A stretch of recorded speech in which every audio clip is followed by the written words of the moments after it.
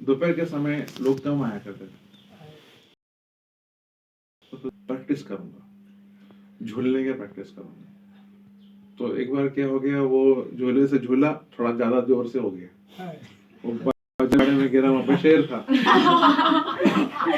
बोला चिल्ला बचाओ बचाओ बचाओ।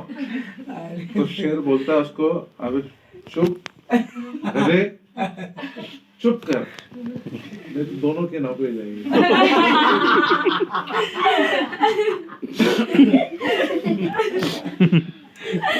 ऐसे इसने कहा खोटा सिक्का, हम खोटे सिक्के हम सब हैं, है ना? जो हम हैं वो हम नहीं बताते, और जो हम नहीं हैं वो हम बताते। और इसी लोग भी ऐसे ही करते थे। वो लोग के बारे में यीशु मसीह जो है कभी भी अच्छी बात नहीं बोला। उनके घर के अंदर अगर चंगाई की सेवा की है तो वो बोले ये करना ठीक नहीं।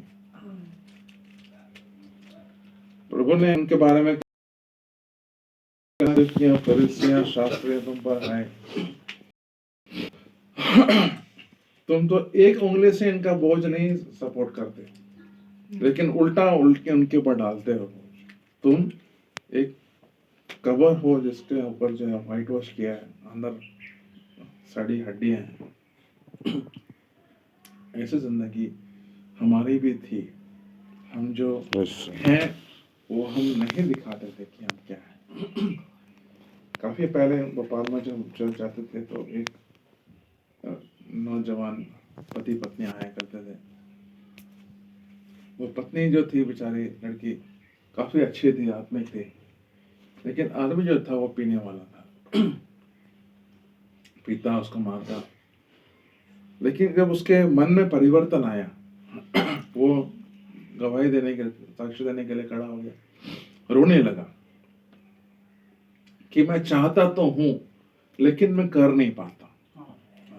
उसने वो उसकी हालत जैसी है वैसे तो वैसे ही लोगों ने उसके लिए प्रार्थना की।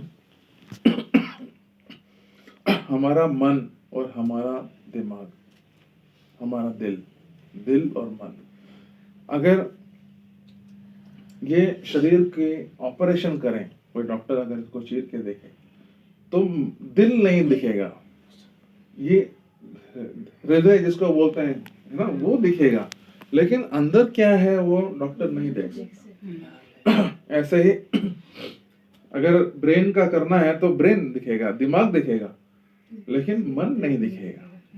एक ऐसी चीज है, इसको विवेक बोलते हैं। हाँ, विवेक हम सबके अंदर परमेश्वर ने दिए, वो भी नहीं दिखेगा। शरीर खोल के देखें कहां पर है वो, कहां मन के अंदर है, दिल के अंदर है, वो भी नहीं पता, लेकिन हम सबके अंदर है। वो परमेश्वर ने सृष्टि किया हुआ है। मनुष्य को जब बनाया, कोई भी धर्म का मानने वाला, नास्तिक हो चलेगा, हत्यारा हो चलेगा, लेकिन सबके अंदर परमेश्वर ने वो दिए। बहुत साल पहले की बात है, राजीव गांधी का हत्या हो गई। नलिनी नाम की एक औरत थी, उसने पेट पर बम बांधा और मद्रास के पास में श्री पेरम्बलूर नाम का जगह है, बाद में मैं वहाँ गया भी, वहाँ पर उसके राजीव गांधी के पैर छूने के लिए, जो कि वो चुनाव रैली वो बोल रहे थे, मिल रहे थे लोगों से। हमारे प्रधानमंत्री जैसे नहीं थे जो दूर रहते हैं, लोगों को दूर रखते हैं, ऐसा नहीं था आदमी, लोग जाके मिल सकते। वो पैर छुई, बटन था दबा दिया, खुद उड़ गई पाँव से, उसे भी मार डाला। उनके ग्रुप में एक शिवरासन नाम का आदमी था, मेरे को याद है क्योंकि वो मेरे जैसा दिखता था। ये लोग उसको हत्या करने के बाद में वहां पे एक मंदिर है, कोई बड़ा फेमस मंदिर है, मुझे नाम याद नहीं आया, तिरुपति है, ऐसा कुछ तो नाम।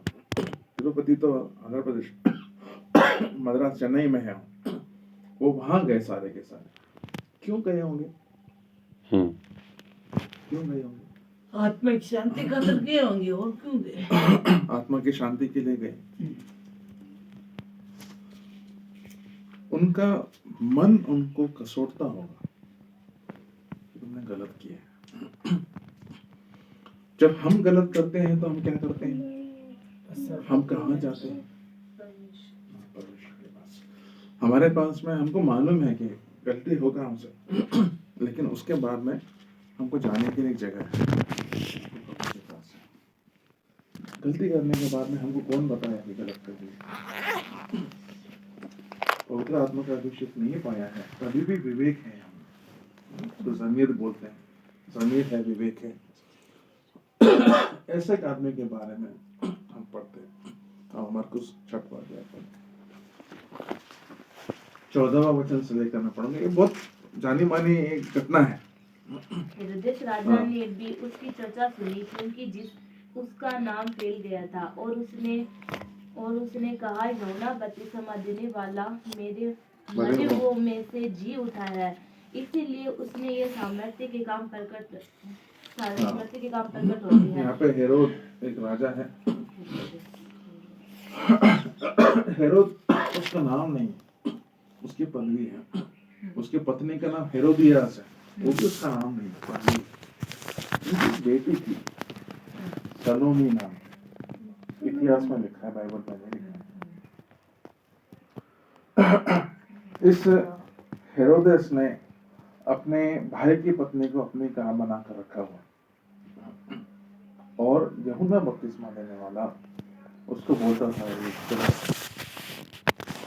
ये आदमी हेरोद जो था उस यूहन्ना से बहुत प्रेम करता था, उसको डरता था, उसको आदर करता था, उसकी बातें मानता था, सब करता था। लेकिन एक बात थी, वो जब कहता कि तूने गलत किया है, व्यभिचार किया है तूने, तो वो बात उसको पसंद नहीं आती थी। लेकिन फिर भी उसका वो इज्जत करने वाला आदमी था। फिर एक दिन उसका बर्थडे आया हेरोद का। वो बर्थडे के दिन में उसने पार्टी लगाई, बहुत बड़ी पार्टी की।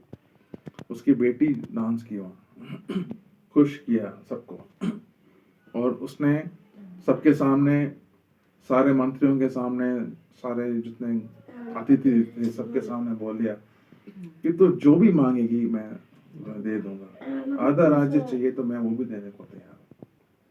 अपने माँ के पास गई, माँ को पूछा, माँ ने जो बोला उसने अपने बाप के कान में बोला। माँ बोल रही है कि वो जो आदमी है जो हमेशा तुझे कहता है कि सब ठीक है लेकिन एक बात गलत है, उस आदमी का सिर मुझे काट के थाली में लाकर दे। वो हेरोद जो है वो बहुत दुखी हुआ इस बात को लेकर, लेकिन सबके सामने बोल चुका था कि जो कुछ मांगने से दे दे। उसने भेजा किसी आदमी को और उसने सिर काट के प्लेट के अंदर ला करके दे दिया। इसके बाद हेरोद राजा था, उसका विवेक उसको कसोटता था। उसको एक ही बात उसके मन के अंदर घूमती थी कि मैंने गलत किया है, मैंने गलत किया है, मुझे ऐसा नहीं करना चाहिए था। वो चाहता है कि ये जी उठ जाए फिर से। यहाँ पे यीशु मसीह के बारे में बोला जा रहा है कि यीशु मसीह हर जगह जाकर के अच्छे काम कर रहा है, भले काम कर रहा है, लेकिन ये आदमी जो है वो परेशान हो। क्या यही आदमी परेशान हो गया उस दिन? बर्थडे की पार्टी थी, वो लड़की पे क्या बीती होगी? वो भी ये घटना को, इस बर्थडे पार्टी को जीवन भर याद किया होगा उसने कि डैडी का बर्थडे कैसा आया था, जिसके अंदर मुझे मालूम नहीं था कि मैं क्या बोलना है। मैंने मम्मी को पूछा, मम्मी ने ऐसे बोला, मैंने डैडी को बताया, डैडी ने ये काम सबके सामने, वो प्लेट, उसके ऊपर सिर, उसके जो खून है जो निकल रहा होगा यहाँ से, सब कुछ सबके सामने मेरे को ला के दिया। मेरे हाथ कांप रहे थे, मैंने जाकर मेरे मम्मी को ला कर दे दिया। मम्मी का तो काम होगा, पापा का भी काम होगा। मम्मी का मन में क्या आया होगा, उसका मन भी उसको कसोता होगा कि तू दोषी है, तू दोषी है, तू दोषी है, तूने इतना घिनौना काम कर दिया आज। जो सारे गेस्ट बैठे होंगे वो भी अपने मरते दम तक याद किया होगा, ये राजा की पार्टी में गए थे, हमने कभी भी ऐसा नहीं देखा। सर कटवाना उन दिनों में कॉमन बात थी। हमारे भारत के इतिहास के अंदर भी सर कटवाना बड़ा कॉमन बात था, कटवाते थे। लेकिन अगर कोई मुर्गी काट दे हमारे सामने, हाँ, तो कितना एक जो है वो दृश्य आंखों के सामने से जाएगा नहीं, जीवन भर नहीं जाएगा। ठीक है, तो ऐसा एक घटना यहाँ पर हो गया। देखो ये जो है ना, आजकल छोटे बच्चे भी जानते हैं कि किसी के स्वभाव में, किसी के शब्दों में, किसी के आचरण में कुछ तो पंगा है, कुछ तो गड़बड़ी है। छोटे बच्चे बोलते नहीं है, थोड़े से बड़े होने से बोलने में लगते हैं कि आपने ऐसा नहीं करना चाहिए। किसने सिखाया, किसने सिखाया? हाँ? ये परमेश्वर ने मनुष्य को सृष्टि किया तो ये बात हमारे सॉफ्टवेयर में फिट करके दिए। विवेक, उसके लिए परमेश्वर को धन्यवाद करना। ये विवेक जो है पवित्र आत्मा इस्तेमाल करता है हमको समझाने के लिए। किसी को डांट दो तो जब तक वो जो है ना वो विवेक लाल लाइट दे देगा, जैसे कार की सीट बेल्ट अगर नहीं डाल तो पी पी पी पी कर, हाँ लगाओ, और अच्छा नहीं लगाओ ना तो थोड़ी देर के बाद वो पी पी करना बंद कर देता है ना। तो ऐसा एक सिस्टम परमेश्वर ने हमको दिल के अंदर फिट करके दिया है। फिर हम माफी मांगते हैं। किसी बच्चे को थप्पड़ लगा स्कूल में, गलती बच्चे की थी, वाकई थी, लेकिन हमारा विवेक नहीं है।